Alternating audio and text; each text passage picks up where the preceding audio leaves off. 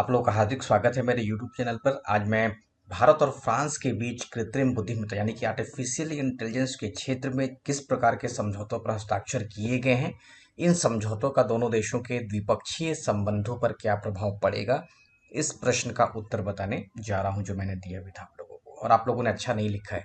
मैंने देखा था एक का आंसर आया था स्वाति का।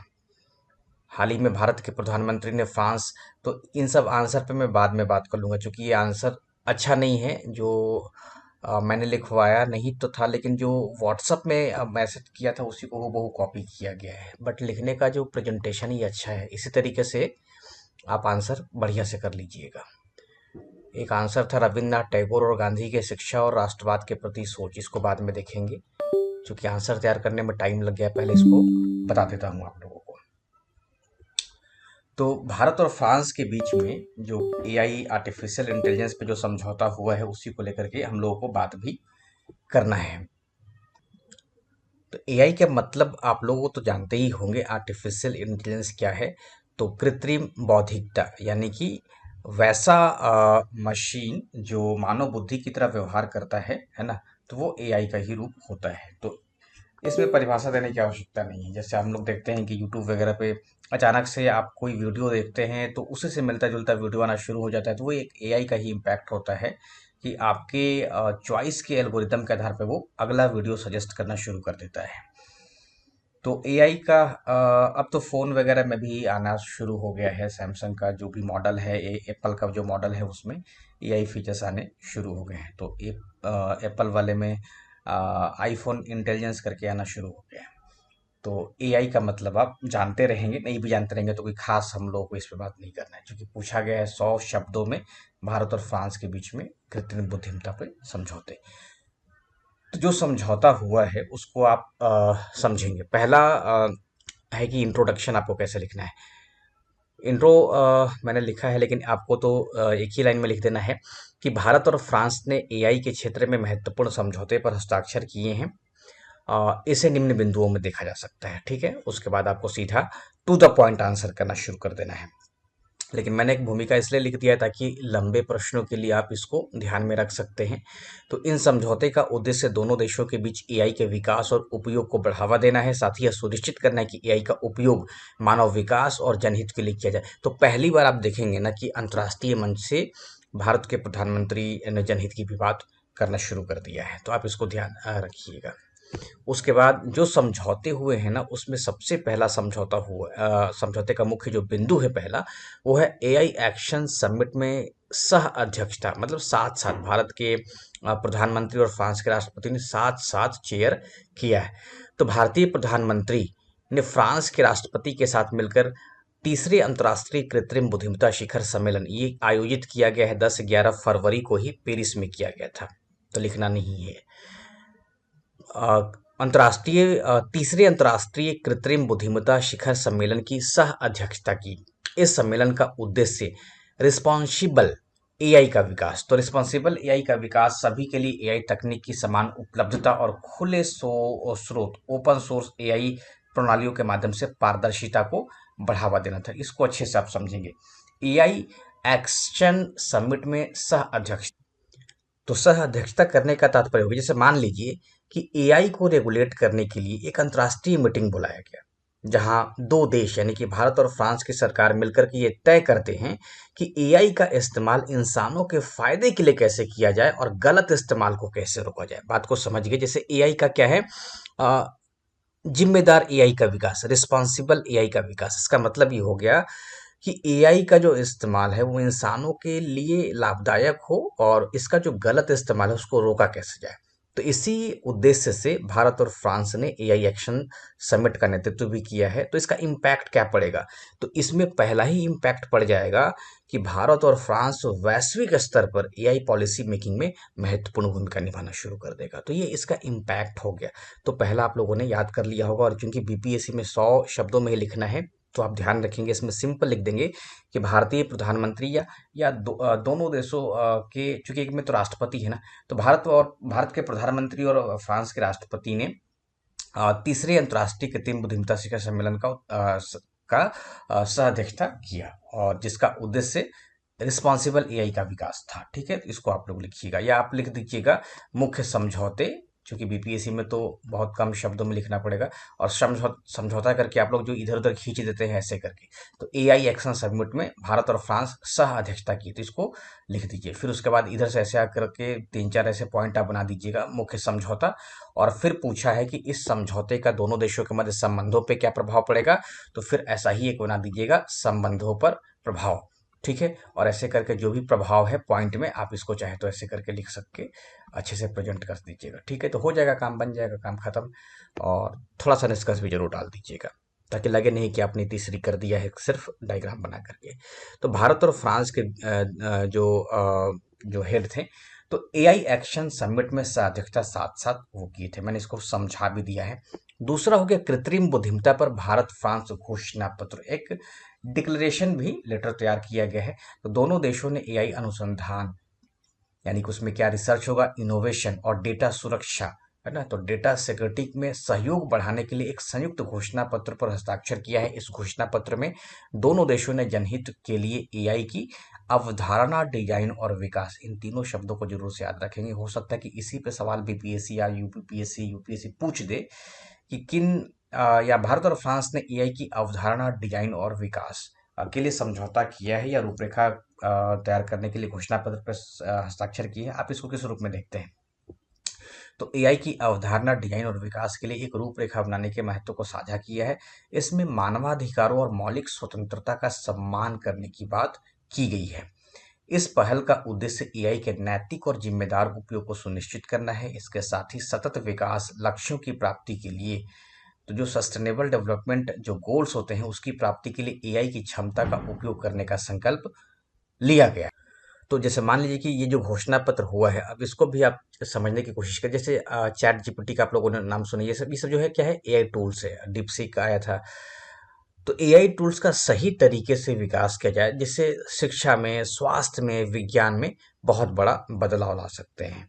तो भारत और फ्रांस मिलकर इस पे काम करेंगे, और इससे क्या होगा कि एआई का नैतिक और जिम्मेदार उपयोग हो सकेगा। ठीक है, जैसे एआई का इस्तेमाल कहाँ करेंगे तो नैतिक और जिम्मेदार होगा, तो हेल्थ वाले पे कर लेंगे, एजुकेशन पे करेंगे, है ना।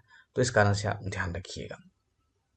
उसके बाद जो अपना तीसरा पॉइंट है वो है भारत फ्रांस इनोवेशन वर्ष 2026 के लिए लोगो का, जो लोगो है उसका लोकार्पण किया है। तो आप इसको भी आप लिख सकते हैं, ये आप खुद से समझ लीजिएगा।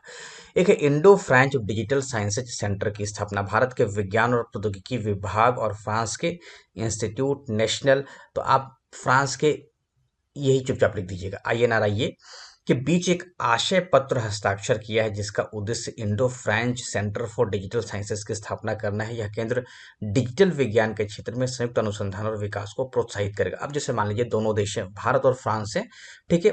अब दोनों देश जो है वो साथ मिल जाते हैं, और साथ मिल करके जलवायु परिवर्तन हो गया, ग्लोबल वार्मिंग हो गया, है ना, या जो ओशियन रिसोर्सेस हो गया, तो इन सब पे अगर हम देखें तो अगर कुछ, जैसे जलवायु परिवर्तन है तो उसमें सटीक अनुमान लगा सकते हैं, या महासागरों में जो संसाधन है उसका कुछ भविष्यवाणी कर सकते हैं।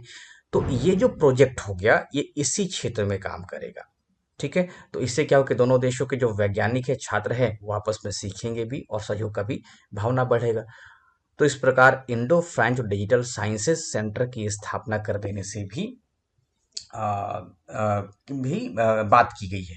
तो इस समझौते में एक पॉइंट ये भी है। ठीक है, उसके बाद फ्रांसीसी स्टार्टअप इंक्यूबेटर में भारतीय स्टार्टअप्स की मेजबानी, तो फ्रांस के प्रमुख स्टार्टअप इंक्यूबेटर स्टेशन F में 10 भारतीय स्टार्टअप्स की मेजबानी के लिए एक समझौता किया गया है। यह पहल भारतीय उद्यमियों को वैश्विक मंच पर अपने नवाचारों को प्रदर्शित करने और फ्रांसीसी स्टार्टअप इकोसिस्टम सीखने का अवसर प्रदान करेगा।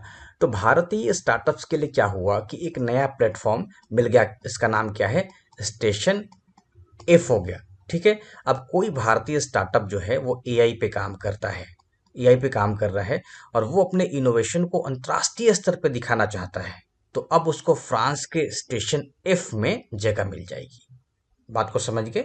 और यह स्टार्टअप्स क्या होगा कि दुनिया के लिए फिर एक दुनिया का सबसे बड़ा इंक्यूबेटर है, जो स्टेशन F है, यह दुनिया का सबसे बड़ा इंक्यूबेटर है। तो इस तरीके से अगर देखें तो ऐसा अगर मंच कोई ऐसा प्लेटफॉर्म मिल जाता है तो कहीं ना कहीं भारतीय तकनीक को, भारतीय स्टार्टअप्स को एक वैश्विक पहचान मिलेगी और फ्रांस के एआई मार्केट से भारतीय सीख भी सकते हैं। तो आप इस बात को आप लिखिएगा कि फ्रांसीसी स्टार्टअप इंक्यूबेटर में भारतीय स्टार्टअप्स की मेजबानी। ठीक है, तो ये स्टेशन एफ के लिए समझौता किया गया है। आप इसको याद रखिएगा, इसका नाम क्या है, स्टेशन एफ, ये फ्रांस का है। तो इसी अंतर्राष्ट्रीय प्लेटफॉर्म के माध्यम से भारतीय जो एआई है उसका यहाँ पे प्रदर्शन किया जाएगा। ठीक है, उसके बाद कौशल विकास और प्रशिक्षण। एआई के क्षेत्र में कौशल विकास को बढ़ावा देने के लिए दोनों देशों ने संयुक्त प्रशिक्षण कार्यक्रम शुरू किए हैं। इसमें छात्रों और पेशेवरों के लिए एक्सचेंज प्रोग्राम शामिल है। तो ये तो बहुत आसान हो गया। ठीक है, अब देखिए इसमें क्या इसका प्रभाव पड़ता है। तो इन समझौते का दोनों देशों के द्विपक्षीय संबंधों में क्या प्रभाव पड़ सकता है। तो पहला हो गया तकनीकी सहयोग में वृद्धि। एआई के सहयोग से दोनों देशों के बीच तकनीकी सहयोग में वृद्धि होगी। इससे दोनों देशों को एआई के क्षेत्र में नई ऊंचाइयों को छूने में मदद मिलेगी। तो भारत और फ्रांस मिलकर के नया एआई तकनीक विकास करेंगे, विकसित करेंगे। तो जिससे क्या हो जाएगा, जैसे मान लीजिए हेल्थ केयर के सेक्टर में हो सकता है, साइबर सिक्योरिटी होगा, स्मार्ट सिटीज में सुधार हो सकता है ना। जैसे एआई को अगर हम देखें तो भारत में जो टेली मेडिसिन है वो सेवा बेहतर हो सकती है, जिससे दूर दराज के गांव में भी क्या है, अच्छे अच्छे डॉक्टर मिल सकेंगे। आज भी देखिएगा तो मेदांता के डॉक्टर कहाँ तक सीमित है, तो शहरों तक ही सीमित है, दूर दराज गाँव तक नहीं है। तो भारत और फ्रांस मिलकर के तकनीकी सहयोग में वृद्धि कर सकते हैं। आप इसको जरूर से याद रखिएगा, दो चार पॉइंट जरूर याद रखेंगे, चाहे एजुकेशन हो, चाहे हेल्थ केयर हो, साइबर सिक्योरिटी हो, स्मार्ट सिटीज हो, इन सब में मदद मिलेगी। आर्थिक संबंधों में मजबूती।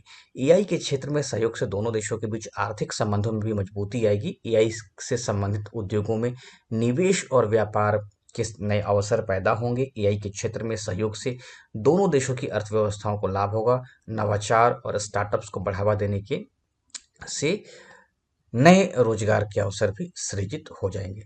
तो ये तो मुझे लगता है कि आप समझ ही गए होंगे। जैसे एआई आधारित जो स्टार्टअप्स है, कंपनियां हैं, उसमें निवेश को मजबूती मिल जाएगा। ठीक है, फ्रांस की जो कंपनी है भारत में एआई टेक्नोलॉजी में निवेश करेगी, जिससे भारत में क्या है, रोजगार मिलेगा, रोजगार को बढ़ावा मिलेगा। ठीक है, इस बात को आप याद रखेंगे। उसके बाद अगर देखें तो वैश्विक एआई नेतृत्व। भारत और फ्रांस का सहयोग वैश्विक स्तर पर एआई के नैतिक और जिम्मेदार पूर्ण उपयोग को बढ़ावा देगा। यह दोनों देशों को एआई के क्षेत्र में वैश्विक नेतृत्व प्रदान करेगा। अब क्या होगा कि भारत और फ्रांस मिलकर के एआई के नैतिक उपयोग पर काम करेंगे, और जब एआई के नैतिक उपयोग पर काम करेंगे तो स्वाभाविक है कि बाकी के जो देश हैं, यानी कि दुनिया के अन्य देशों के लिए वो एक गाइडलाइंस तैयार करेंगे। गाइडलाइंस तैयार करेंगे, जैसे कोई दिल्ली घूम आता है ना पहली बार, तो बाकी वालों के लिए वो मार्गदर्शन का काम करता है। तो भारत और फ्रांस मिलकर के एआई के नैतिक उपयोग को बढ़ावा दे रहे हैं, तो दुनिया के अन्य देशों के लिए क्या है, वो गाइडलाइन बनाना शुरू कर देंगे। तो इस तरीके से क्या है कि एक एक नॉर्म्स बनेगा वैश्विक। अब जैसे मान लीजिए कि एआई का इस्तेमाल तो हथियारों के लिए भी किया जा सकता है ना, हथियारों के लिए, लेकिन बात क्या हो रही है कि एआई का नैतिक उपयोग हो, एआई का जिम्मेदार पूर्ण उपयोग हो। तो इस कारण से भारत और फ्रांस मिलकर के दुनिया के अन्य देशों के लिए गाइडलाइंस देना शुरू कर देंगे या गाइडलाइंस बना सकते हैं। ठीक है, रणनीतिक संबंधों में मजबूती आएगी। तो ये समझौते दोनों देशों के बीच रणनीतिक संबंधों को मजबूत करेगा। एआई जैसे उभरते क्षेत्र में सहयोग से दोनों देशों के मध्य वैश्विक प्रतिस्पर्धात्मकता में बढ़ोतरी होगी या बढ़ेगी। तो इसको आप ये तो बहुत सिंपल हो गया। उसके बाद सांस्कृतिक आदान प्रदान को भी बढ़ावा मिलेगा, वैश्विक मंचों पे सहयोग मिलेगा, है ना। शिक्षा रिसर्च में नए अवसर मिल सकते हैं। जैसे मान लीजिए कोई भारतीय छात्र एआई में रिसर्च करना चाहता है, तो फ्रांस की टॉप यूनिवर्सिटी उसको स्कॉलरशिप एक्सचेंज प्रोग्राम का फायदा दे सकती है ना। तो इस तरीके से आप देखिएगा तो अलग अलग प्रकार के समझौते जो हुए हैं उससे भारत और फ्रांस के बीच जो संबंध है वो प्रभावित होंगे। तो एक अब कंक्लूजन लिख दीजिएगा कि ये पढ़ लीजिएगा इसको एक बार अपने से, और एक लाइन में इसको लिखने की कोशिश कीजिएगा। ठीक है, तो इस तरीके से एक मैंने प्रश्न का आंसर आपको बता दिया है, और कोशिश कीजिएगा बीपीएससी वाले कि इसको शॉर्ट में आप लिख लें, 100 शब्दों में। जो मैंने हेडलाइन लिखा है यहाँ पे, आप इन्हीं सबको छोटा करते करते आप वन लाइन के रूप में कर दीजिए, या कोई डायग्राम बना करके ही सबको एक साथ दिखा दीजिए, तो ये हो जाएगा 100 शब्दों में। एक ही पेज में आप लिखने की कोशिश कीजिएगा, लिख करके दिखाइएगा इस मॉडल आंसर के आधार पर, और ये सेव कर लीजिएगा आप लोग लॉन्ग आंसर के लिए। ठीक है, थैंक यू।